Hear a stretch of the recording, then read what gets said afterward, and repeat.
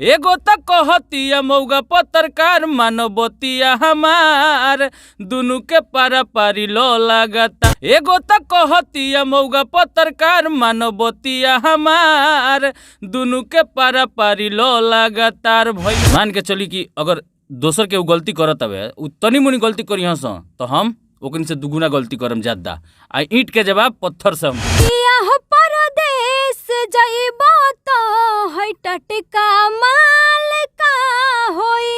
राजा हो परदेस जइबो तो है टटका माल का होई।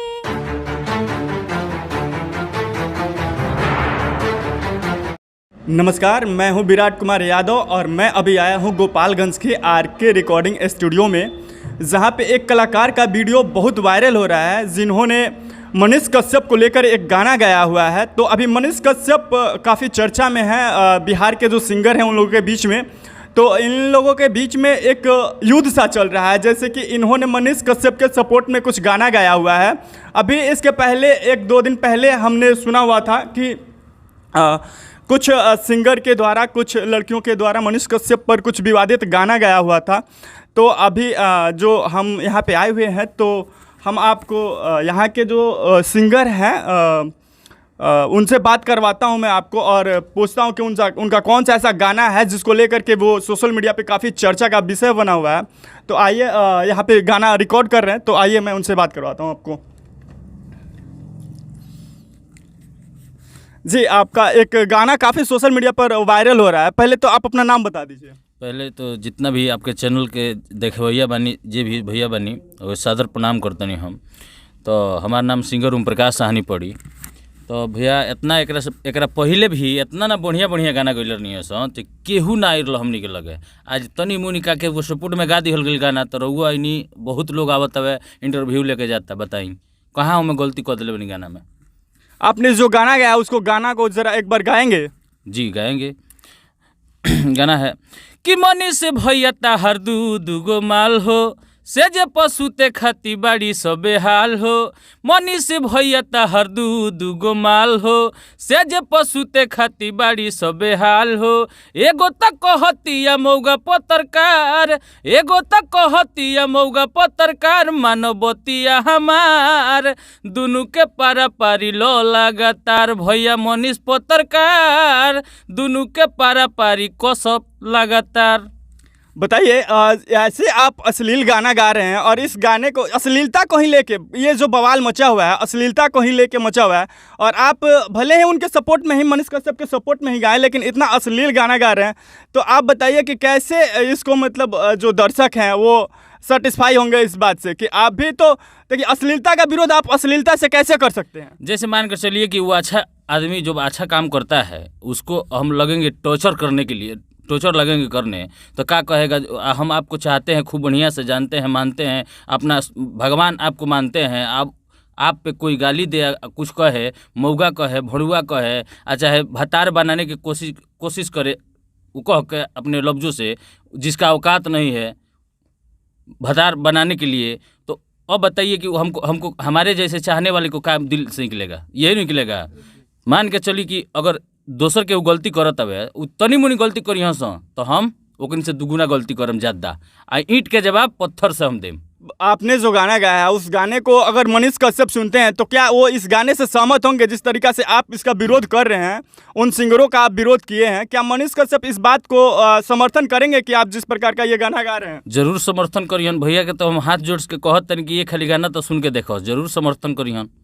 काहे कि वो गाना में उनका सपोर्ट के लेके गईले बनी गाना, उनका काम के लेके गईले बनी गाना, कि ताकि दोसर के तीसरा ना आवे ये चीज पर। देखिए, आप मनीष कश्यप का नाम लेकर के ही भले आप अश्लीलता को कैसे, मतलब सही ठहरा सकते हैं? आप जो गाना गा रहे हैं वो भी तो अश्लील है, आप इस गाने को कैसे सही ठहरा सकते हैं? उनका दूध के धोल बड़ी सा ओकनी में अश्लील नहीं है का महाराज? वो बात करे लगनी, ओकनी में तो कुट कुट के अश्लील भरल बा महाराज।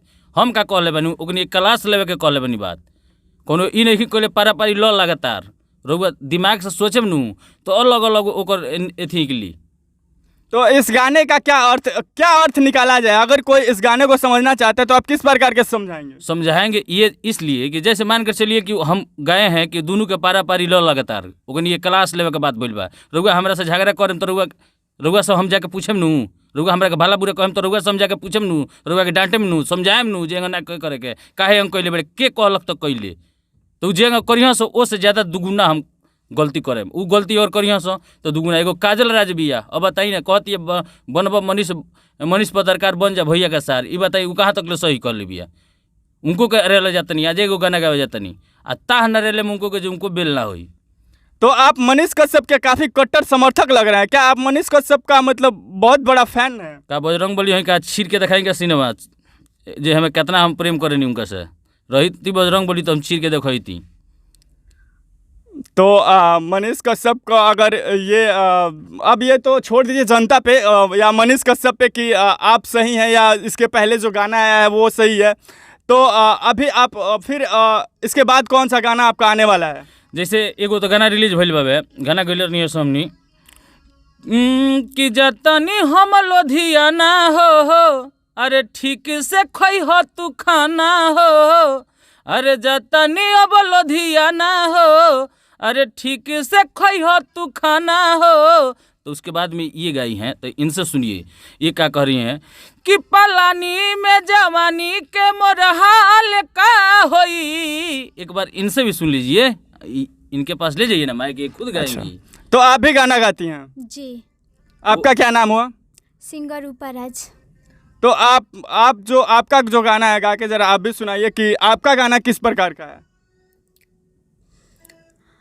पलानी में जवानी के ई हाल का होई, पलानी में जवानी के ई हाल का होई, पिया हो परदेस जइबो तो है टटका माल का होई, राजा हो परदेस जइबो तो है टटका माल का होई।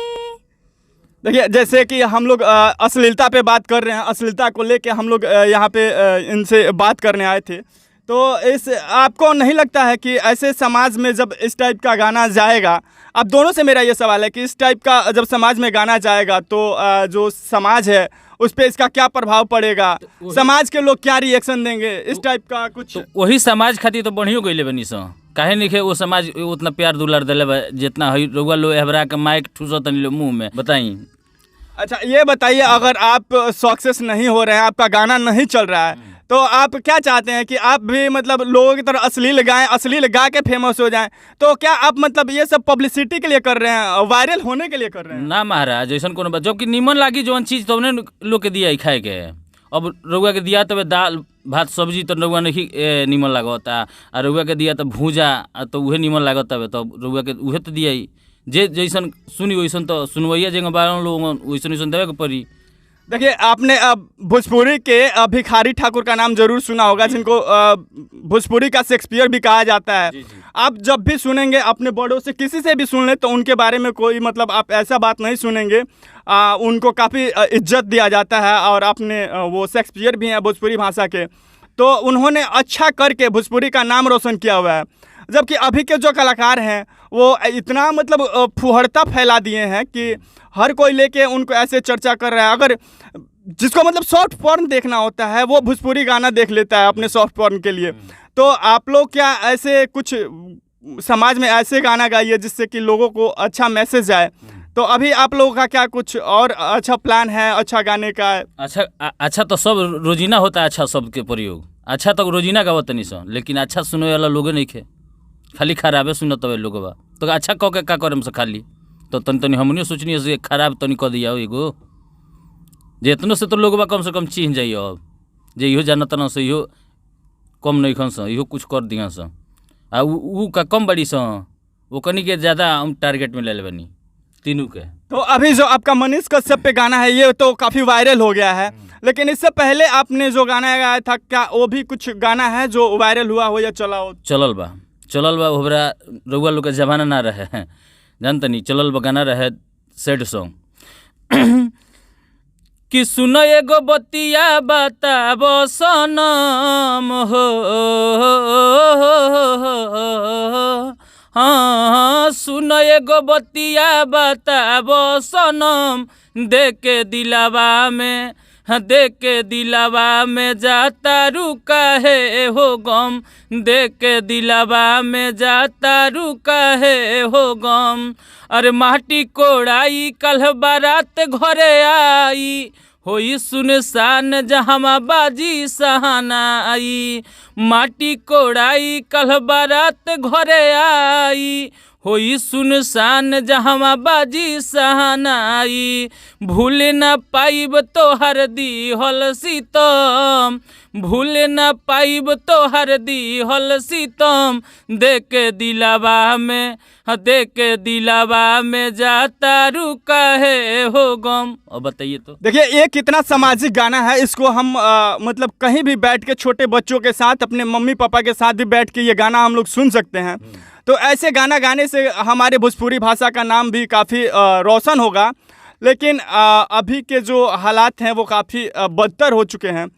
तो अभी और आप कुछ कहना चाहते हैं? हम कहे के चाहत नहीं इतने कि हमारा जैसे भी ये गाना का प्यार दुलार हुआ सब देते नहीं, वैसे ही निमनो गाना वो channel RK music Gopalganj, RK music live, RK music Bhojpuri, मतलब RK म्यूजिक बिहार, ये दोनों तीनों चैनल पर बावे निमनो गाना बावे। तो रुआ जाई सुनी, वह गाना के आगे बढ़ाई, प्यार दुलार दी, बढ़िया गायम हम। लेकिन एक और बात बताओ तनी, हेंगो करी लो हेंगो गाई लो तो लो से दुगुना ज़्यादा गलती हम करम। लोहा के लोहे से काटल जाला, पता बा कि ना? तो हम समझ ली इसी गई बनी हम।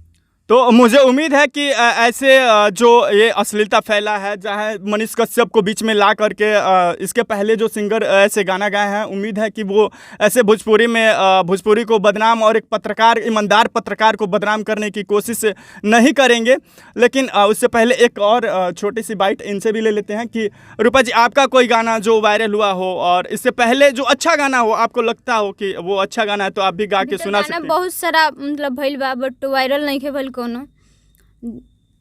कुछ दिन पहले एगो गाना रहला, 2-4 दिन में सैया अइहे लनदन से, एगो टिकुलिया बना दो हमारा पसंद से।